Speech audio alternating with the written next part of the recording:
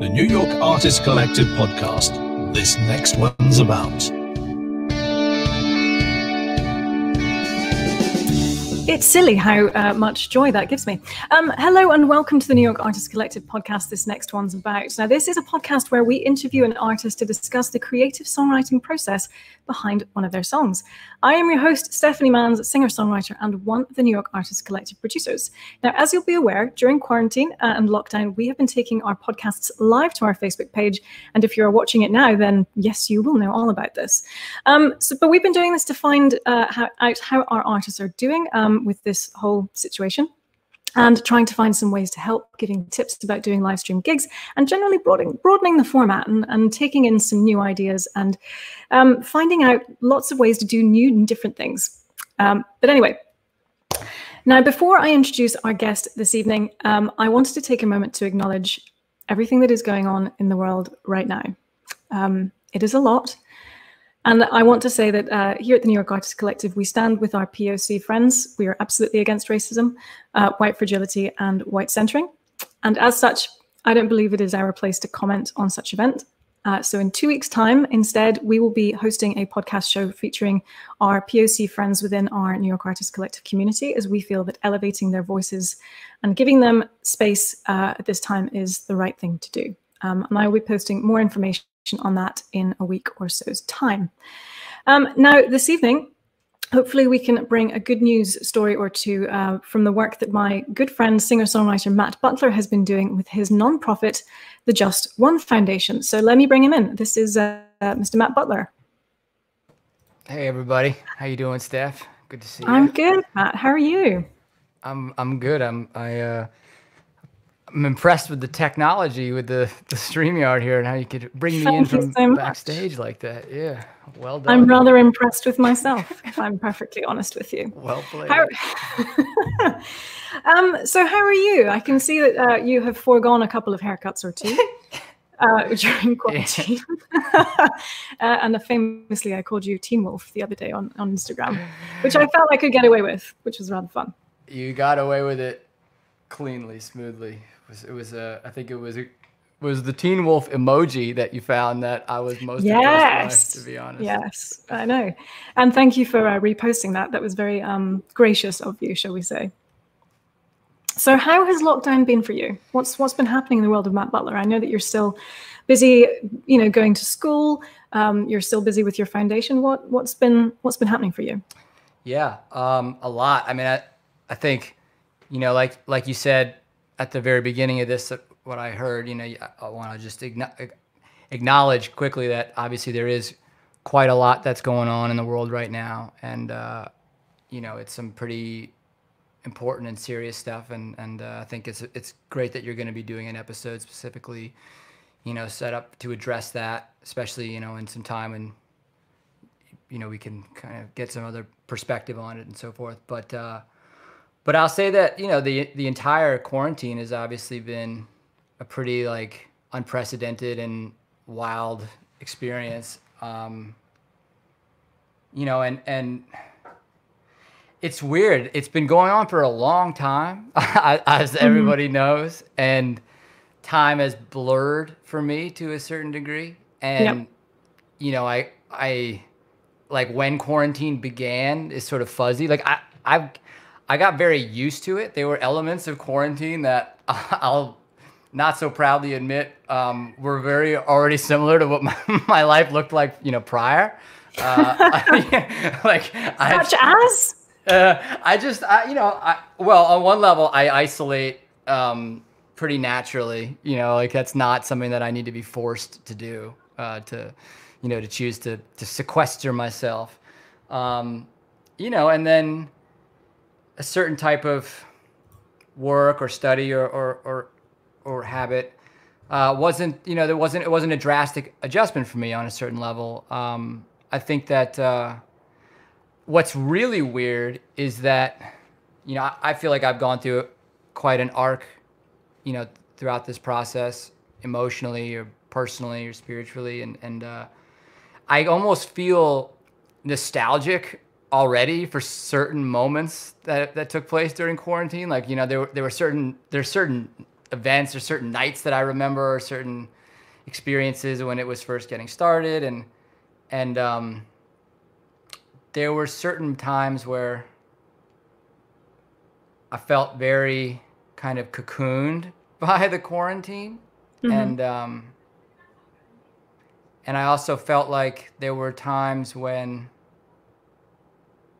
sort of the radicality of the whole thing made me really reflect on what was truly important to me. And I felt like I had some of the curtains drawn back, or the veil lifted a little bit on some of my own, some of the rat race that I feel I participate in on a normal basis. That was kind of like, the sun popped out from the clouds a couple of times, even though there was a lot of, there still is a lot of fear and anxiety, but I just felt like I was more present. And now that the quarantine seems to be coming to its conclusion, a very intense and dramatic one, obviously, with everything that's taking place this past week, but it does feel like things are getting, ready to shift into the next thing.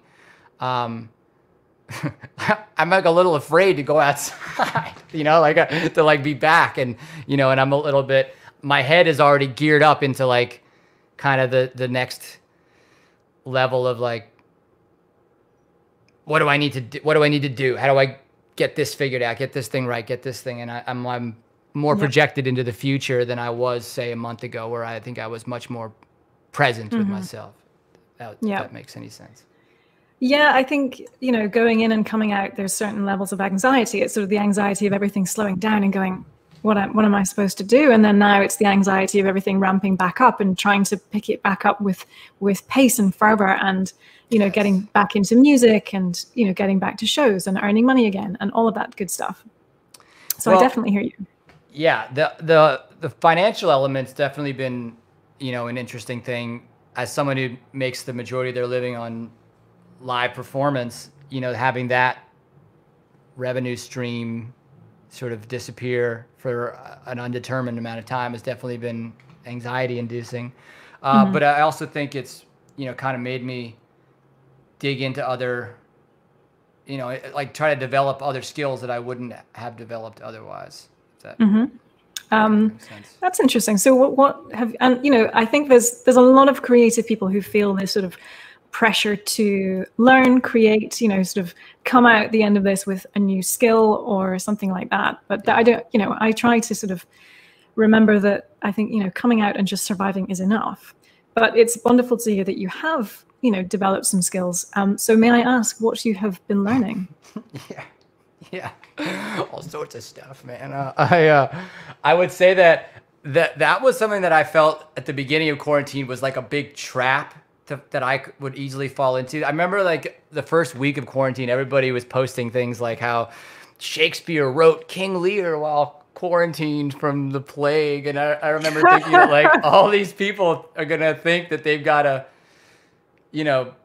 produce King Lear by the end of this thing, which to me was, it was just a transference of the pressures that we already kind of put on ourselves. And to me, it struck me that the moment in time was asking for something different. It was like a forced Sabbath on some level. And I think the quarantine also has had a bit of an initiatory quality to it.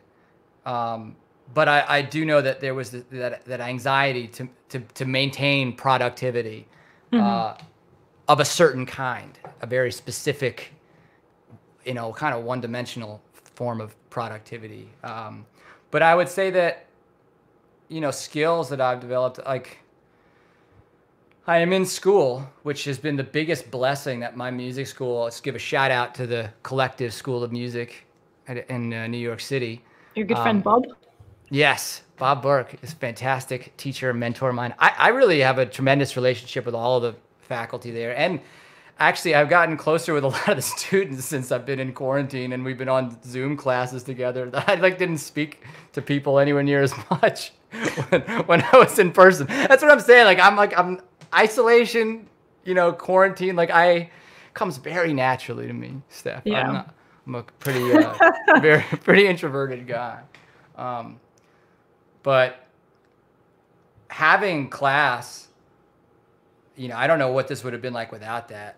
I'm so grateful that the school kind of pulled this amazing emergency maneuver and became, ready to do everything online super fast. And, so everything from like what I'm, sight singing and learning to read music and then learning Ableton and Logic and those kinds of programs, that stuff that like if I wasn't quarantined, like I can't think of like any other circumstance that I would boot camp myself to Ableton in 5 weeks if I wasn't stuck inside my apartment.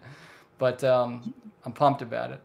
Well, I don't know what Ableton is, but I can certainly appreciate learning new things. I mean, this whole thing that we're doing now via this, new app and the sound effects and all sorts. I've had to learn signal inputs, and honestly, I was pulling my hair out. But we learn these new things, and there are benefits to it. And I'm sure as you progress within your music career, you'll kind of look back and think, oh, well, I remember I learned this thing during quarantine. So it's, I appreciate how hard. I've never looked, there's no point that I look back and say I learned that during quarantine. Not yet. This is the first time that that's happened. Okay, well, hang on. So we're here to talk about art that serves. Right. And I was so glad that you agreed to do the show, as you always do. So thank you very much. But also, we've been thinking more intentionally, I think, about these podcast episodes and what we are trying to bring to people. And it's not necessarily just kind of giving our music, but also kind of giving a bit of ourselves as well. So art that serves. Mr. Matt Butler, you are a man who certainly serves. You tour prisons. You have started your own nonprofit organization, I should say. At home we call it a charity. You guys here have all sorts of names for it. And more recently, you came out with a Mother's Day documentary film called Mother's Day Miracle. Yeah. Now, I watched it recently, and it is such a beautiful film. It is 10 minutes long. I've just posted it on our Facebook page if anyone wants to watch it after the podcast, obviously. But it is incredibly moving, and you follow the story of one woman, Jenny, who was previously incarcerated, and when she got out, and it's this sort of story of her first Mother's Day out of prison. And why don't you talk about it? But firstly, I'm so it's beautiful that within about 4 days of and the purpose of the film was to raise money, and which you did, and you raised $11,000 for renovations for a Place of Miracles cafe, which seeks to rehouse and rehome and launch women back into society after their term is finished. Yeah. Should I jump in there or? Please do. Yeah. I had nothing. I mean, that floors me, and I am just so amazed by the work that you're doing. So please tell me about the film, and if you want to kind of start at the beginning of, how and why you started this nonprofit. Yeah. Well, thank you. Thank you very much for. I started to almost think I was going to tear up while you were talking about it, and I really appreciate that it resonated with you, and thank you very much for your consistent and constant support. I remember being on stage with you and you elbowing me to talk about the foundation, and I just, do you remember that? And and I appreciate I appreciate that it means something to you, so thank you very much. Matt, let me tell you, it means something, and I'm sorry to interject, but it means something to a lot of people. It means something to many people whom this nonprofit helps every single day. So please know that it is very, very, very meaningful. I will cry now, but I'll try not to. I'm going to get it together. The nonprofit officially came to, it was created in the summer of 2018. I actually got the official tax, the status, the 501c3 status from the IRS while I was on the Vans Warped Tour, which was kind of a wild thing. I remember getting an email while we were evacuating the Jacksonville fairgrounds because they were either that or it was Atlanta, but it was a venue that was flooding because it had just rained like crazy. And I don't know, something about rain always kind of makes me feel like there's some kind of omen that comes with it. But I had started performing in prisons 2 years prior in 2016, and initially it had all gotten started because I wrote the song Just One, which is where the name Just One Foundation comes from. I wrote the song Just One for a film called Generation Found, and be forever grateful for that opportunity, and to Greg Williams and Jeff Riley, who made that film, for all the work they did and for giving me the chance to write that song. And that film was about teenagers struggling with substance abuse disorder and recovery high schools. So it kind of like put me in a world of advocacy and social justice and mental health. And,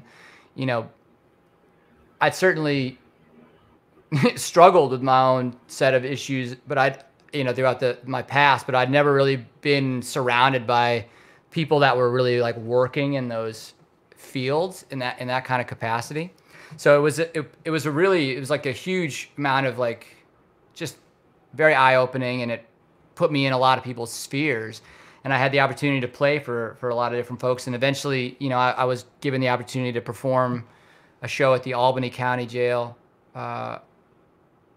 in 2016. And, the reality is that I've written a lot of songs about some of my own personal struggles and about the struggles of people that I knew. And I played this show in a jail, and I was really scared to do it. I felt really self-conscious. I felt very out of place. I felt like what are these guys going to possibly think of me coming in there and playing songs? I thought I was going to get booed out of the place really fast. And it just didn't go anything like I thought it would. It was like they were such an incredible audience, and I suppose that's my fault for presuming that they wouldn't be, and that's not necessarily fair. But I was surprised at how awesome it was, and I would say that it wasn't just that one show. The sheriff actually brought some news crews to that concert, and it got posted on Facebook, videos of me playing that concert, and I was already sort of touring with Generation Found, and so all these people that were sort of following the film and following that movement and following loosely what I was doing started to ask me while I was in their town or in their city if I would also, like while I was there to play a college or play a film premiere, if I would also go in and play a county jail or if I'd play a prison. And I always said yes, and they just were like, it did not take long for me to completely 100% prefer playing the, not that I didn't love playing all those gigs, but like I liked playing the jails, man, more than anything else, way more than any of the gigs. And as an artist, part of what to sort of center on the topic here, this idea art that serves, as an artist, I think, there's this primary desire to feel seen, like my sense of what I try to do is that I have an internal experience, an internal landscape that I try to manifest somehow externally so that I can feel more connected to other people, and let them know like this is what I'm experiencing. And, and then when there's some sort of, there's a reciprocation, I just don't feel isolated. I don't feel alone in the world. And that does tend to be my default setting, as a person my whole life. I've tended to feel kind of outside and cut off. I've never felt that sense of purposefulness in anything I've ever done in my entire life, I don't think, as I did when I was playing those shows, for those folks that were incarcerated, and the way that they connected with the subject matter, and the way they connected with my story, and the way they connected with, I think the fact that they just like appreciated that I was showing up there. It's not like they were getting a concert every day, So on one level, it didn't matter what I was singing about or how good I was or anything like that, Like they weren't getting a lot of entertainment, but I just never felt that good about being an artist. I've struggled to connect at all times of my life, and that was this one time where it just things blew open completely. And not only did that happen, but it organically expanded very fast, and for the longest time, this has changed more recently, thanks to my good friend Tommy Demonkoff at the New York DOC, but I never had a Department of Corrections credentialing. I never had a single volunteer training. I never had any kind of, seminars or orientation of any type. It was this pure word of mouth thing that they were like, this guy's playing these shows. And I would play one jail, and that sheriff would tell another sheriff, or a social worker would tell a social worker, or a counselor would tell another one. There are all types of people working within that space. And it just, before I knew it, it was like, it was kind of all over the country. And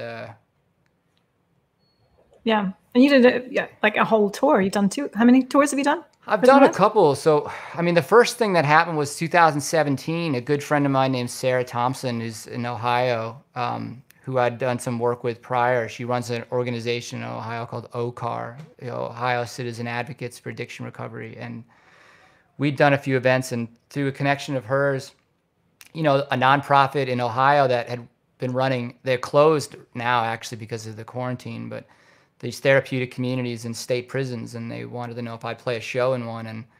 And the conversation kind of changed into like, will you just do will you visit all of them? And then, so in the summer of 2017, I did this short tour of like a week-long tour where I did 7 state prisons in Ohio, like every day. And so it was just this totally like life-changing experience, as far as everything about it.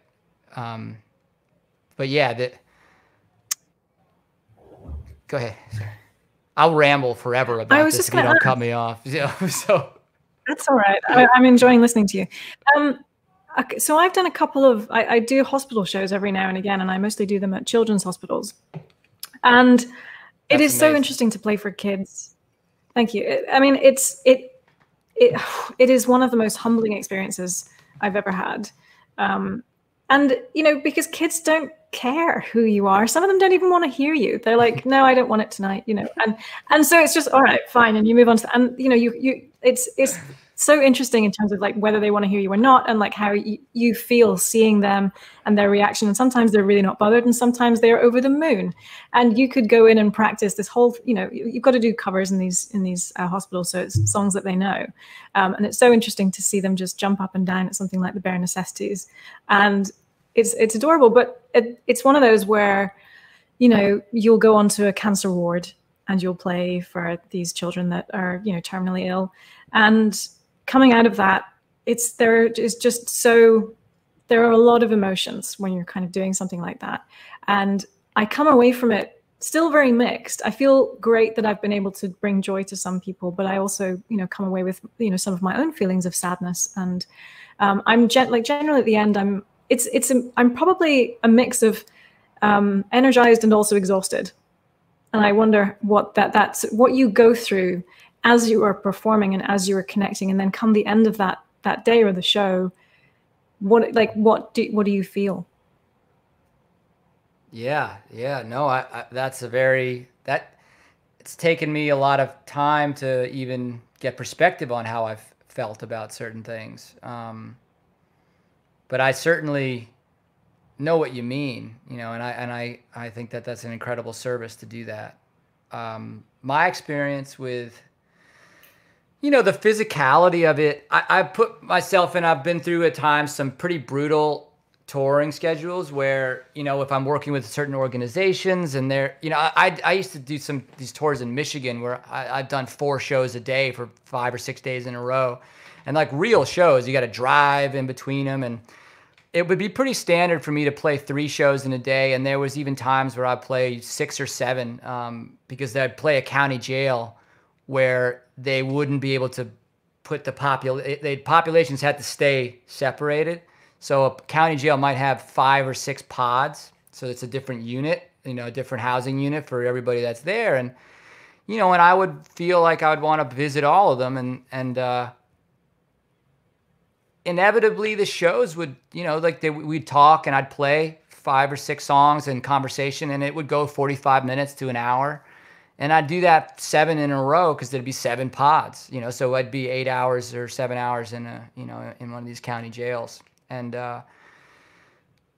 it took a lot, and without any kind of amplification or anything too. It definitely was a little bit straining on the old vocal cords, but emotionally, it's incredibly draining. Depending on, I mean, it always is, but there's also certain attitudes that can contribute to some more resilience than others.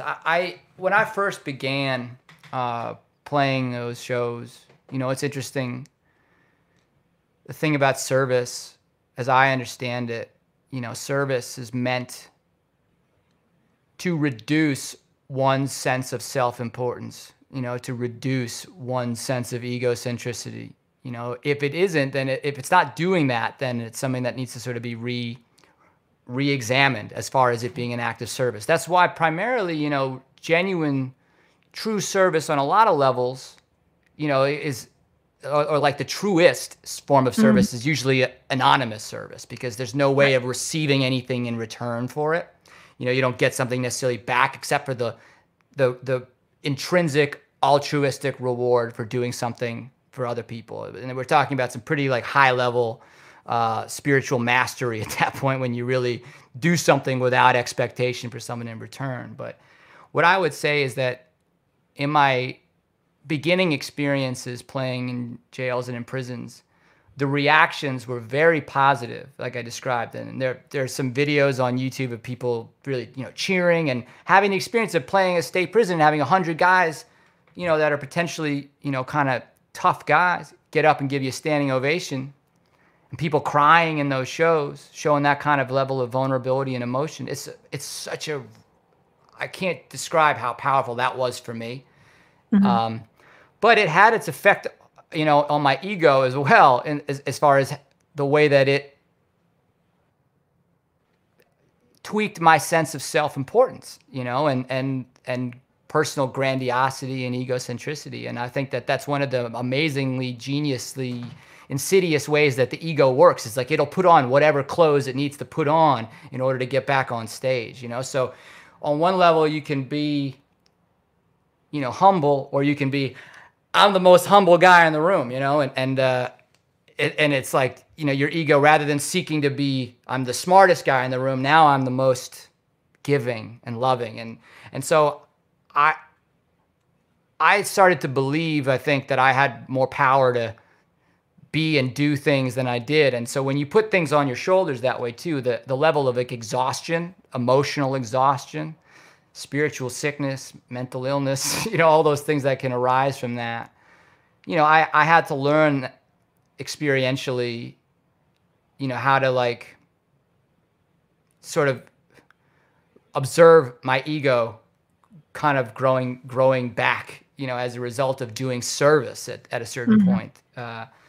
So does that not conflict with the fact, or, the necessity to market or advertise your nonprofit in order to help it grow and help others with it? Oh yeah. I mean, welcome to my brain every day. I think of, it's a huge level of conflict, because I'm aware that, on some level, the larger my own platform is as an artist or as a person on social media, then the more reach I have potentially, to affect a change. But yes, like, what does that mean for me as the, person attempting to do the service, and my own spiritual seeking, my own sense of like, how do I grow in selflessness? How do I continue to reduce my own sense of self-importance, while promoting myself? So I'm massively conflicted about it all the time. And when you had said that, you kind of enjoyed that I wasn't in the film Mother's Day Miracle, I was very happy to not be in that film, for that reason. So that's something, that's a line that I walk, because I don't, maybe I should just get a job, like at the Department of Corrections, and just like, do an arts program, for volunteer services like that. There are people that do that, and they do amazing work, and they're incredible people, and they don't necessarily post photos of themselves doing it on Instagram the way I do. So like I question my own motives brutally all the time to an extent that it's probably very counterproductive and and draining energetically on a lot of levels. But that's something that I mean. Yes, the answer to your question is yes, to say the least. Well, no, I love that about you. I think you're a very thoughtful and intentional, I was going to say man, but artist, I think, is probably the better term, because, you are, and that's really where your art comes from. And there's a lot of thought behind it. And I think when I listen to your music, and quite honestly, it is such a joy and a privilege to be able to sit next to you on stage and watch you perform it. And because not only am I getting to see you perform, I'm getting to see the audience react to that. And there is something kind of actually so special about the seat that I have next to you as I'm watching it. And I can see the way that people connect to you, your story, your lyrics.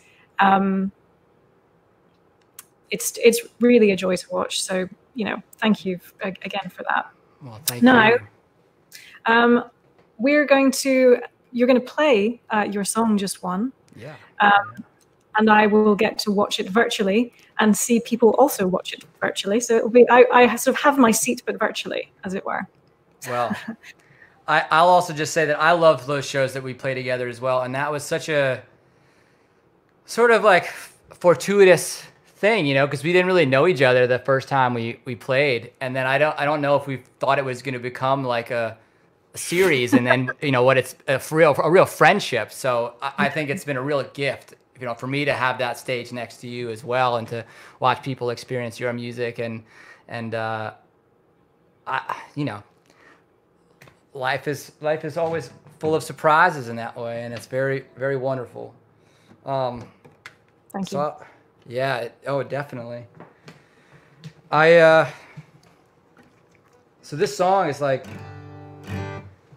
one of those things where I don't tend to believe that the songs are, my own. I kind of feel like there's songs that, I feel like I don't write them so much as I like try to create conditions where I can like let them kind of come through me.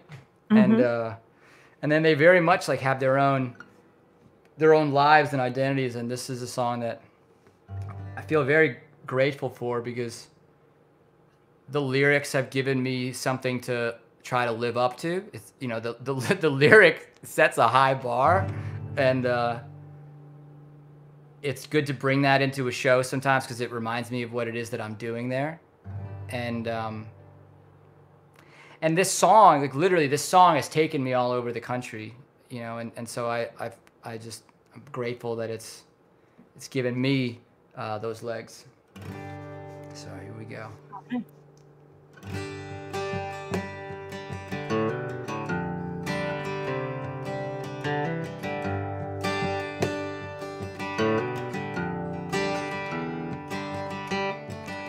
I think I asked too many questions.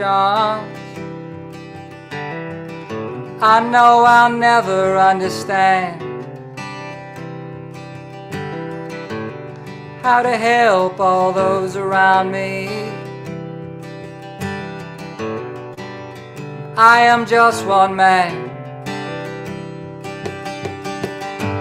There's so many who feel helpless,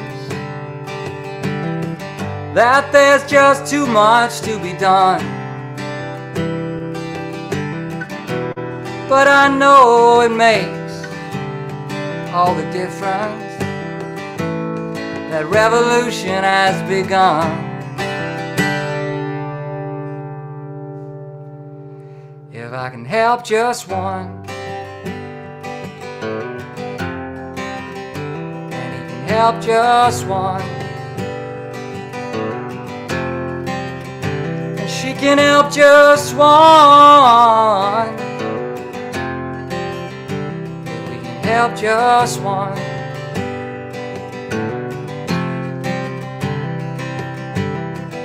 I'll put my heart into my labor, and I'll burn my back under the sun. and I'll share the harvest with all my neighbors. I'll work until my hands are numb. If I can help just one, help just one. She can help just one. Yeah, we can help just one.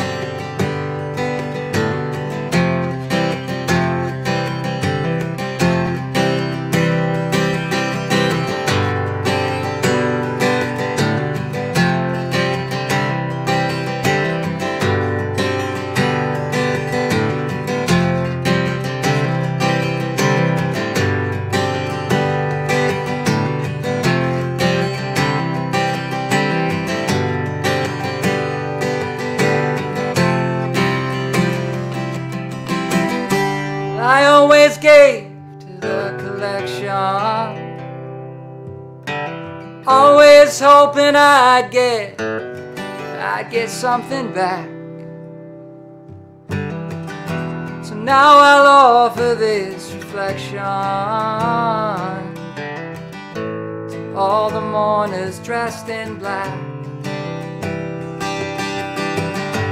Lord knows it's so hard to pray, and mercy only comes to some. But we seek forgiveness when we rise each day, because our work is never done. If we can help just one, help just one. If we can help just one, if we can help just one.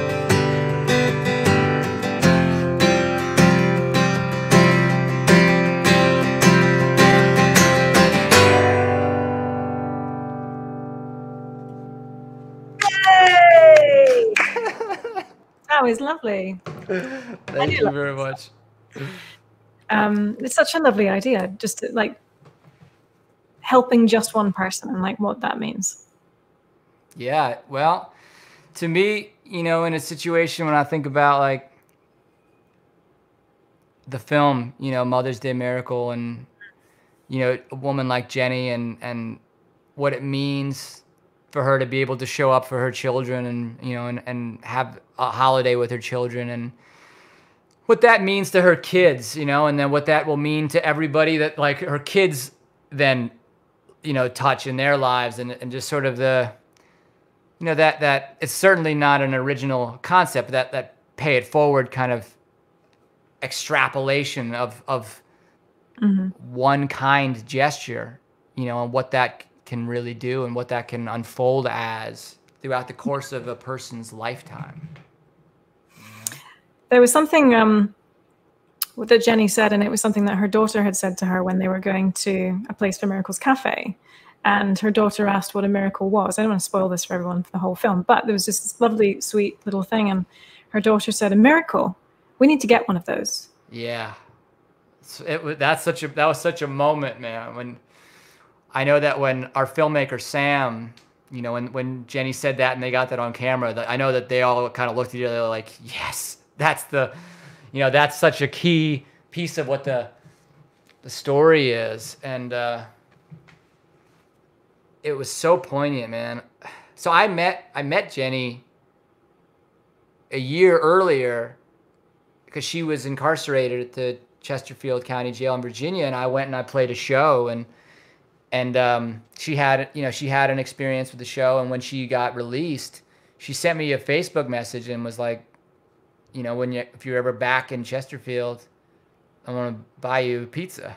and I don't know if anybody that's watching understands how big of a pizza guy I am, but if there's one way to get me to come back to Virginia, although, you know, here I am living in New York, pizza capital of the world, but But you know, we ended up just kind of creating this informal correspondence, and I learned more about her and her story, and we thought it was so inspiring. And I'd spent all this time on the road with so many different people and places I never thought I'd go, and experiencing things I never thought I'd experience, and really kind of like and touring in a very DIY way where you know, I spent a lot of time just kind of being adopted by people, you know, as I was in their town or their city, and really making these little families everywhere. And I wanted to figure out ways of telling the stories, you know, beyond just writing songs.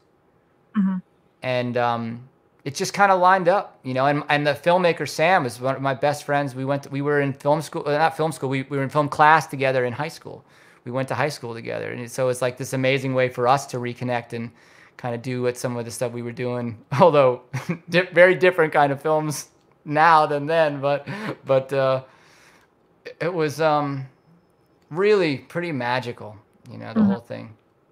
So post-quarantine, what are your plans for the Just One Foundation and your plans as an artist as well? Yeah, I don't know. You know, I mean, the foundation is... So the fundraiser was successful, and that was really about a week and a half ago, or 2 weeks ago at this point. And that was a lot of work.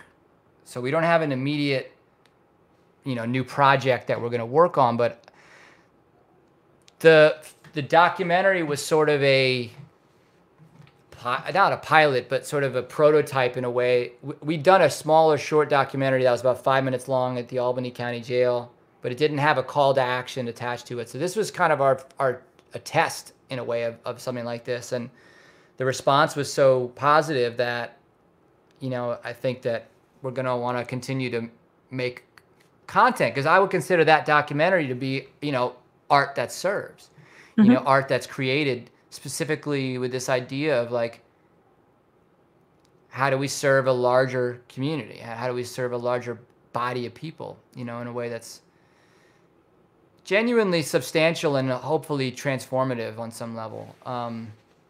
I think that we'll do something like that again, and hopefully, you know, on some level with a little bit more of a notch up in sophistication and scope, you know, as things hopefully evolve. And then personally, I'm going to go to summer school. Hey, Jody. Yeah, I thought that was a nice comment that Jody posted.